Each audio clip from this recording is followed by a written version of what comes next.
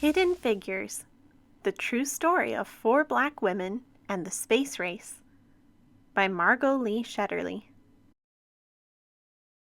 Dorothy Vaughan, Mary Jackson, Katherine Johnson, and Christine Darden were good at math. Really good. In 1943, the United States was at war, World War II. Dorothy Vaughan wanted to serve her country by working for the National Advisory Committee for Aeronautics, the government agency that designed airplanes. Having the best airplanes would help America win the war. Making airplanes fly faster and higher and safer meant doing lots of tests at the agency's Langley Laboratory in Hampton, Virginia. Tests meant numbers, numbers meant math, and math meant computers. Today we think of computers as machines, but in the 1940s, computers were actual people, like Dorothy, Mary, Katherine, and Christine. Their job was to do math. Because Dorothy was black and a woman, some people thought it would be impossible for her to get a job as a computer. She lived in Virginia, a southern state, where laws segregated or kept apart black people and white people. They could not eat in the same restaurants. They could not drink from the same water fountains. They could not use the same restrooms. They could not attend the same schools. They could not play on the same sports teams. They could not sit near each other in movie theaters. They could not marry someone of a different race. But Dorothy didn't think it was impossible. She was good at math. Really good. She knew she was the right person for the job. She applied, and the laboratory offered her a position as a computer. At work, blacks and whites were kept apart. The white computers worked in one building, and Dorothy and the other black computers worked in a different building, in their separate office. Even though they worked on the same kinds of assignments, the black computers and the white computers used separate bathrooms and ate in separate lunchrooms. America won the war in 1945, but Dorothy stayed on the job, still trying to make airplanes faster and safer. By 1951, the Americans and the Russians were competing to see who could build the best planes. That meant more experiments and more numbers. Lots and lots of numbers. And more numbers meant the need for more computers. That's when Mary Jackson got a job as a computer at Langley. She worked in a group that tested model airplanes in wind tunnels. A wind tunnel was a machine like a huge metal box with a powerful fan attached. Mary put model airplanes in the wind tunnel and blasted them with air from the fan. This experiment helped her group improve their designs on the models before building full-sized airplanes. Mary wanted to become an engineer, but officials said it was impossible.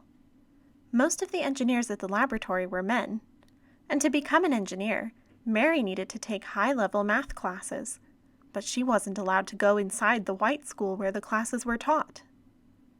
But Mary was good at math, really good, and she refused to give up. She got permission to enter the school building and take the math classes, and she earned good grades. Because she didn't give up, Mary Jackson became the first African-American female engineer at the laboratory. Katherine Johnson was good at math and always asked lots of questions. In 1953, she applied to the laboratory for a computer job and was placed on a team that tested actual planes while they were flying in the air. Their research was used to figure out ways to prevent future plane crashes. In one of her first projects, she learned how to analyze turbulence, or dangerous gusts of air. No one knows how many lives her work may have helped save. Katherine wanted to help the group prepare its research reports, so she asked if she could go to meetings with the other experts on her team. Her boss told her it was impossible. "Women aren't allowed to attend meetings," he said. But Katherine knew she was as good at math as anyone else. maybe better. So she asked him again, and again, and again. Catherine asked her boss so many times that he finally invited her to the meetings. Catherine was good at math, really good, and because she fought to be treated the same as men, she became the first woman in her group to sign her name to one of the group's reports. In the 1950s, the Langley Laboratory bought a machine computer that could do math faster than the human computers. At first, these machines made mistakes. Dorothy learned how to program the machines so that they got the right answers. She taught the women in her group how to program the computers too. In 1957, Russia launched a satellite known as Sputnik into orbit around the Earth. The United States started building satellites to explore space too. For years, the laboratory had used math to design airplanes. Now it would need math to create spaceships as well. The government decided to change the agency's name from the National Advisory Committee for Aeronautics to the National Aeronautics and Space Administration, NASA. In 1961, President John F. Kennedy told Congress, "I believe that this nation should commit itself to achieving the goal before this decade is out of landing a man on the moon and returning him safely to Earth." A man on the moon! But the first step to getting a man on the moon was to send an astronaut around the Earth. NASA was going to need to hire more space experts and more people who were good at math. Really good. The people at the laboratory had to work together from morning to night to figure out how to send astronaut John Glenn into space and bring him back home to Earth safely. Katherine Johnson knew she could use math to help. "Tell me where you want his spaceship to land, and I'll tell you where to launch it," Katherine told her boss.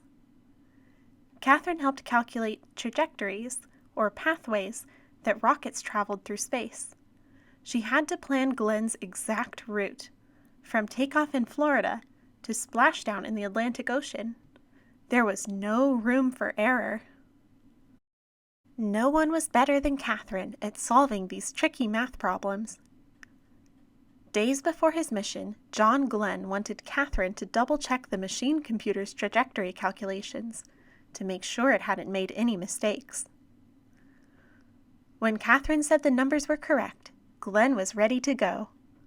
On February 20th, 1962, Glenn blasted off into space, circled the Earth, and made his way home safely.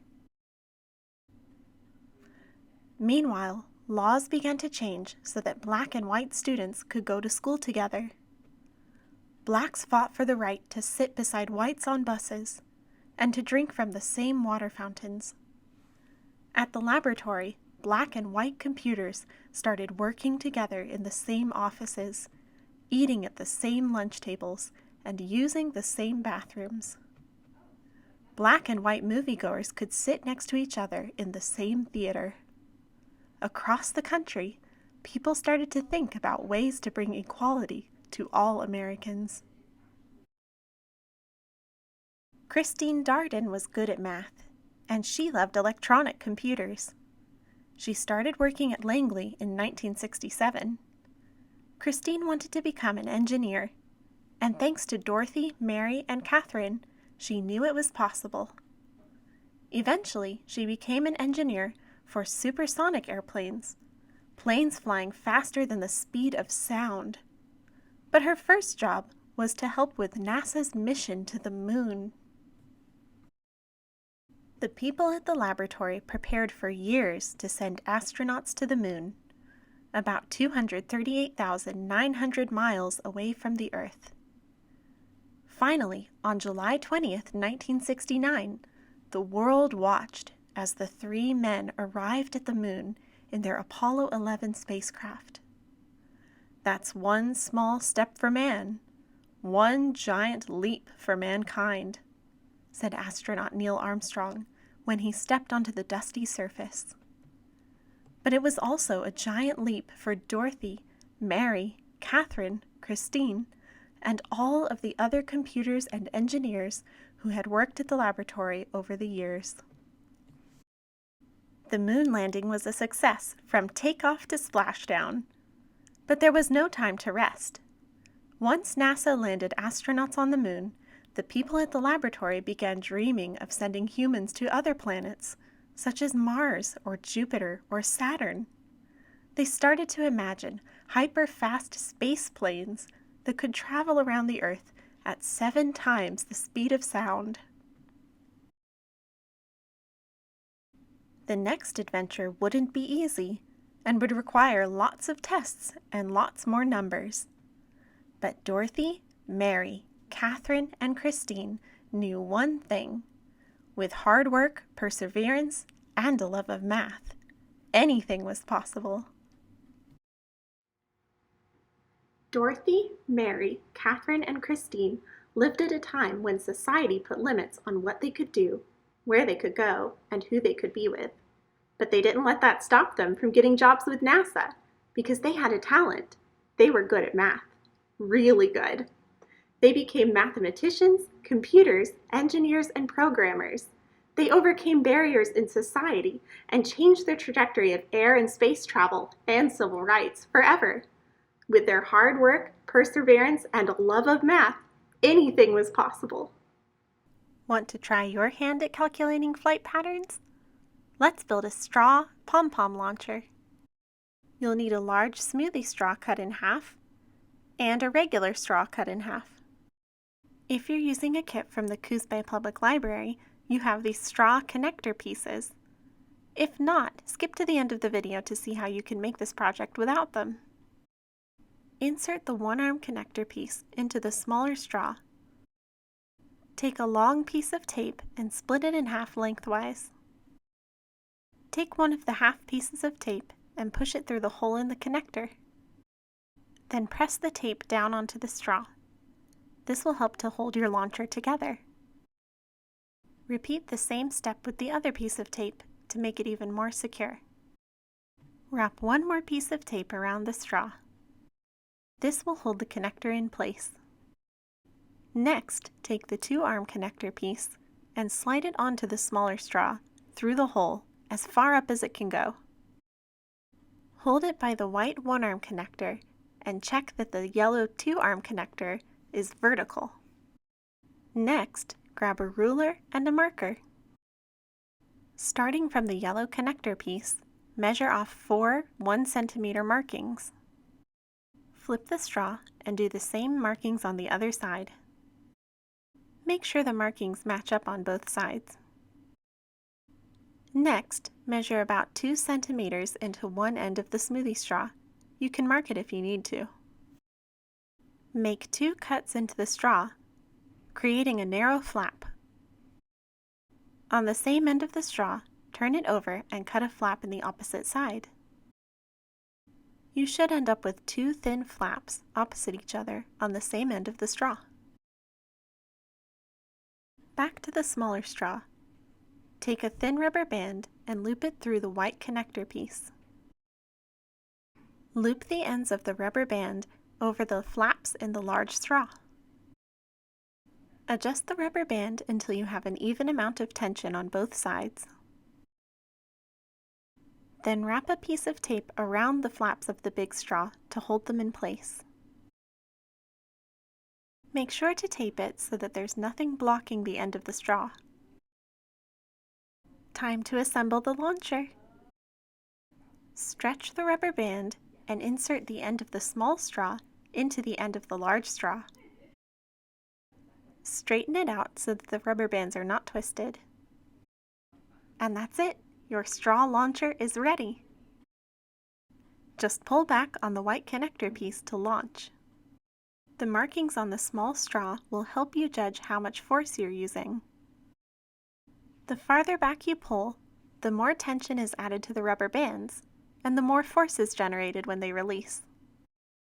Load the launcher with pom-poms and test it out. How good is your aim? Good enough to calculate the landing of a satellite? To help you calculate landings, you'll need a protractor. Tape the protractor at the corner of a countertop or a table. Make sure the center of the protractor, which is the 90-degree mark, lands right at the very edge. A protractor is used to measure angles. Each line extending out from the center represents 10 degrees. Rest the end of the launcher on the edge of the table and line up the straw with the lines on the protractor. If you line it up to the first line, you will be aiming at 10 degrees.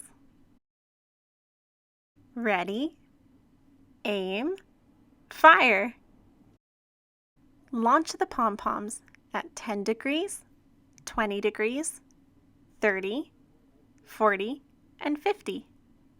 Use the markings on the small straw to help you use the same force for each launch.